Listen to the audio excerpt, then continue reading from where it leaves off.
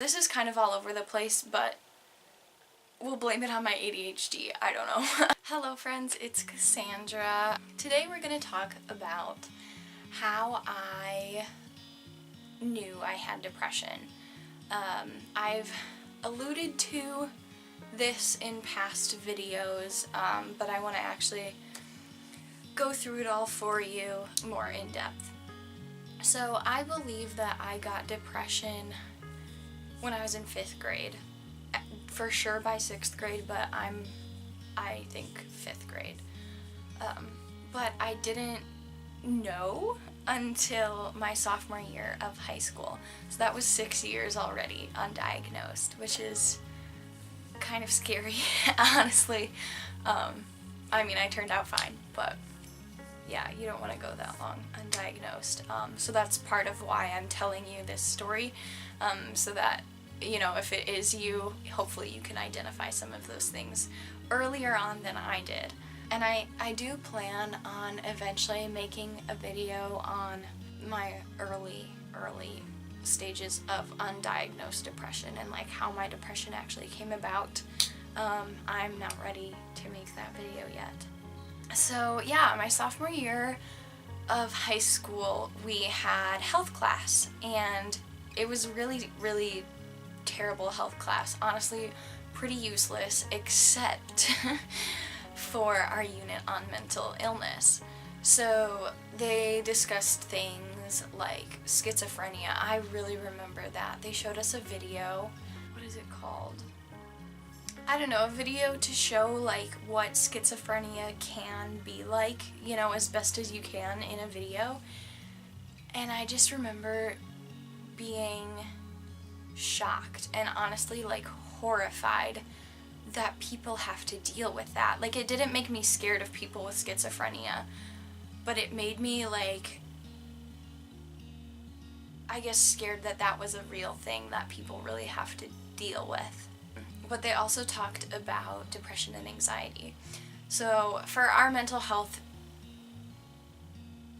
unit, they brought in counselors from the school instead of just the health teacher. And so they started talking about depression and anxiety and really trying to explain, like, this isn't just being sad, this isn't just being anxious, this is like a constant emotion that's underlying at all times. Like, you can still be happy and you can still feel okay about life, but it's just always underlying everything and drawing you back from those good moments in life. And that's if it's, you know, more minor. If it's more severe, you have a much harder time even getting to happy moments or calm moments and things like that.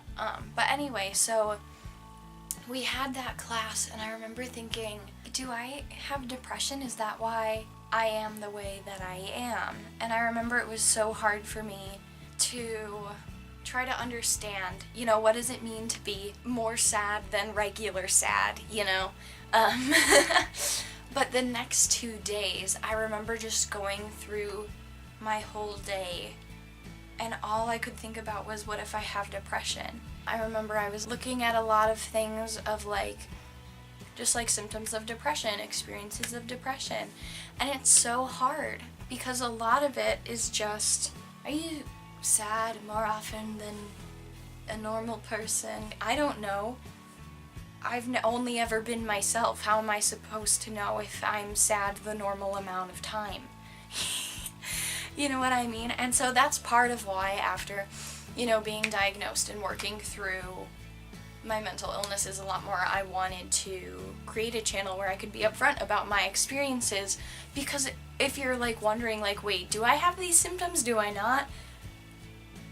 If you don't have someone telling you who's been there what it's like, you're like, I have no idea. And, you know, obviously symptoms are like slightly different, but I do wish I had someone there who could be like, yes, this is what depression is like, because it shows up in so many other ways than just being sad.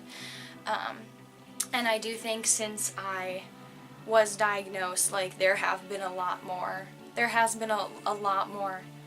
information and like openness about what depression is actually like.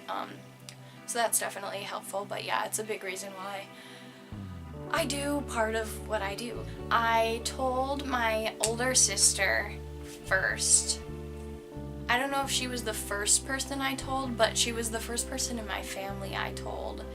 And I honestly don't remember how that conversation went. But yeah.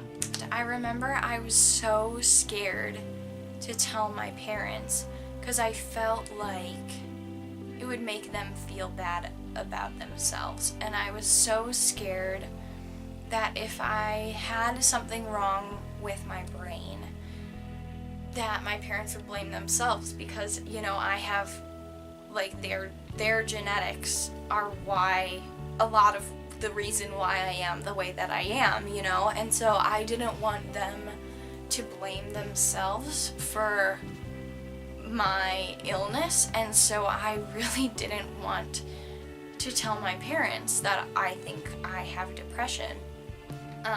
But I had to because I wanted to find out and I wanted to get better if that was the case. I didn't want to live the way I was living. In 5th and 6th grade, I am not exaggerating when I say I cried myself to sleep every night. I told my mom. I don't remember ever telling my dad, so I'm pretty sure my mom just told my dad. Trying to tell my mom I thought I had depression was probably the hardest thing I've ever done when I think about it. I was so scared. And I remember there were so many times, like, I wanted to talk to her alone. I didn't want anyone else in my family around. You know, how do you bring it up? It's not one of those things like, oh yeah, well, while we're talking about mental illnesses, I think I have one, you know? Like, it's just not something that casually comes up in conversation.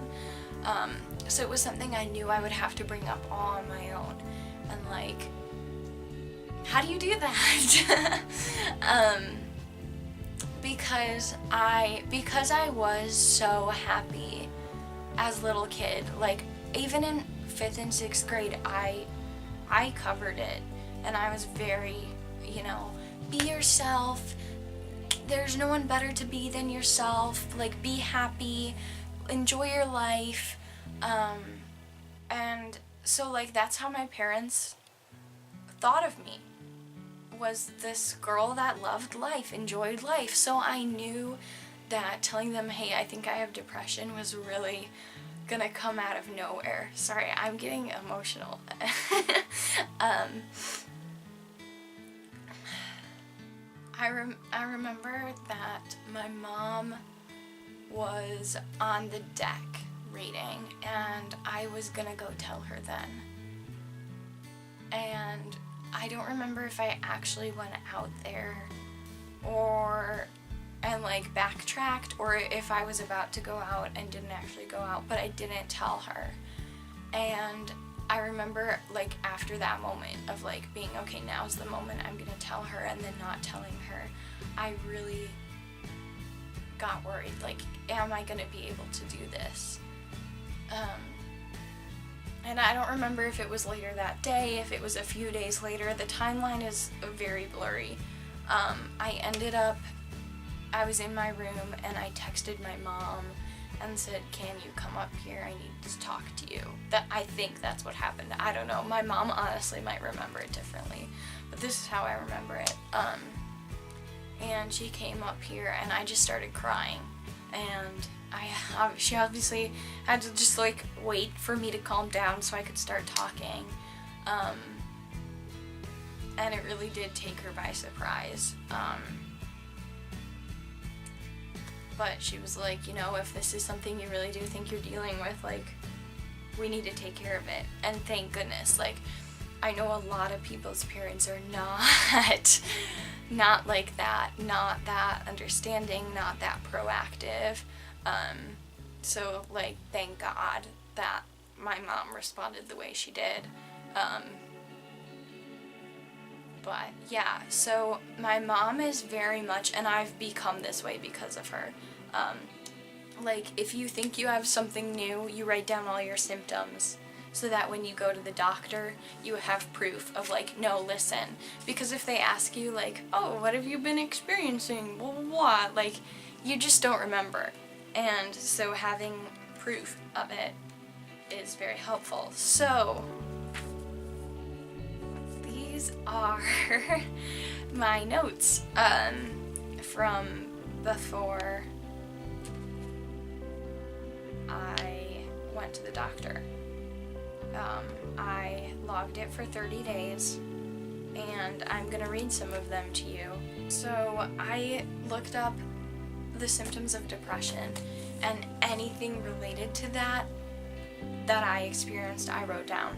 So like day 1, I only have 2 things. I have extremely depressed, and I have my sleep patterns. I went to bed very early. I went to bed really early because I was depressed. That was not unusual and is not unusual for me.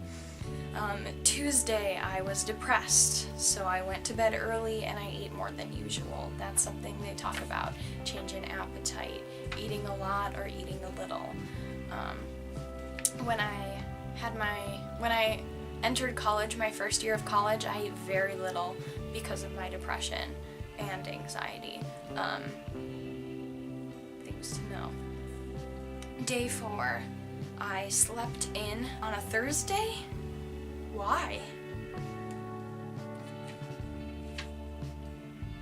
Slept way in and wanted to continue sleeping, very low energy, complete loss of interest, unable and unwilling to do anything, including reading.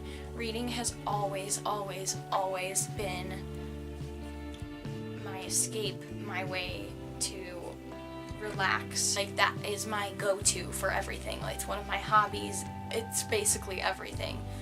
So for me to have a loss of interest in reading was like really, really big. And then Thursday, I had the death sleep. So this only happened to me this time, and it's never happened again. Thank goodness. Oh, there was no school Thursday. It was probably a snow day. That would make sense because this was in February. Anyway, death sleep sucked. Did I take notes on it? I have notes on it somewhere. Basically, I went to sleep, but it was like I was awake the whole time. So I was in sleep paralysis. I couldn't like move. My eyes were closed, but I swear I was awake and like conscious the whole night. But I couldn't think about anything. The only thing I could think was, I'm asleep. I'm asleep. I'm asleep on repeat the whole night. It was terrible. Like, I swear that is what death feels like. If you were to just stay dead after being dead and you were conscious of being dead. Okay, I know there's a lot of holes in that, but but that's all I could think of was like, this is what death would be like. Because I was aware, but I couldn't do anything. I couldn't even think anything different other than I'm asleep. And when I woke up, I was way more tired than I was when I went to sleep. It was terrible. I don't want to go to school because I'm tired of pretending I'm okay when I'm not. I felt like I was acting all the time. And it was subtle, you know, because I'm only acting and pretending to be, I'm still pretending to be me, but it's like a past me, not the current me. So it's not as obvious to myself or to other people as, you know, getting on stage and being a character. But it is tiring because you constantly are presenting yourself in a certain way. Mood is easily affected by others. This is codependency, which I'm gonna make another video on this summer. I had really, really bad codependency issues for a long, long time. So I'm just gonna fly through the rest of these 25 days. On Saturday, I had musical rehearsal, and I wrote down that I almost started crying from the need to tell someone that I thought I might have depression. Grabbing things in the school hallway to feel more comfortable, that's more of an anxiety thing. Almost crying at rehearsal, loss of enjoyment in rehearsal, stayed in bed to avoid painting at school. Yeah, if you're staying in bed to avoid activities, red flag. Went to bed early, irritable, harder to wake up, wanting to be alone. This is obviously different from just being an introvert and like needing alone time. This is like, if someone talks to me, I'm gonna lose it, wanting to be alone. Completely exhausted by 6 o'clock.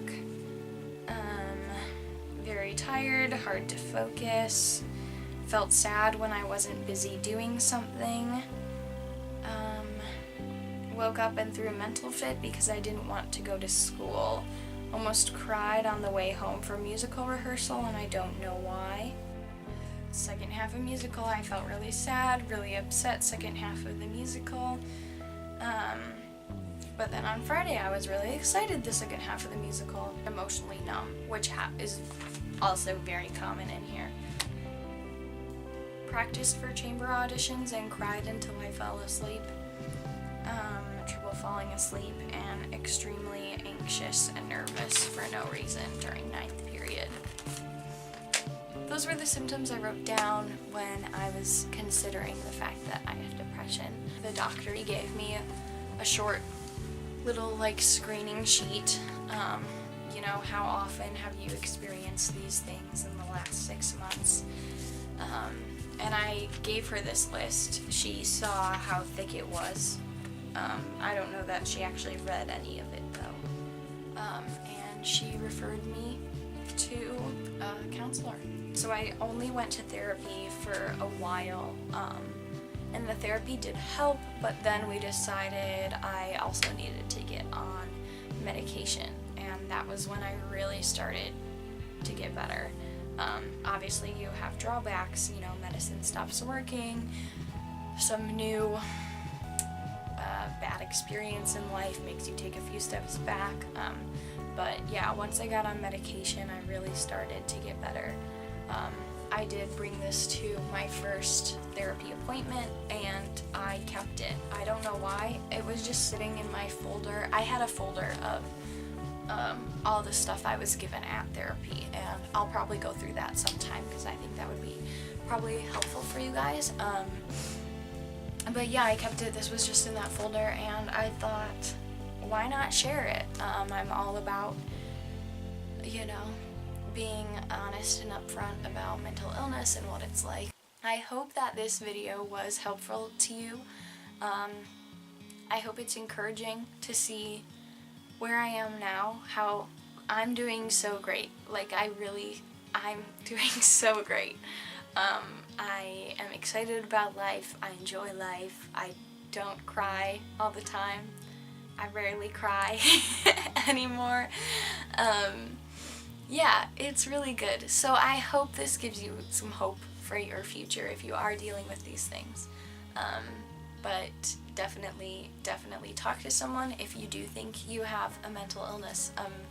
I'm not a therapist, I'm not a doctor, so, you know, I can share my experiences, but at the end of the day, I am not enough to help you. I have a link down below to my video of how I overcame my depression. It did take a lot of years of medication and therapy, but I do think it was a combination of all of those things, the spiritual, the psychiatry, the therapy. I think those all work together to my being able to overcome depression, but it was the spiritual aspect that really did allow me to push through in the end. So I invite you to check that out if you haven't seen it already.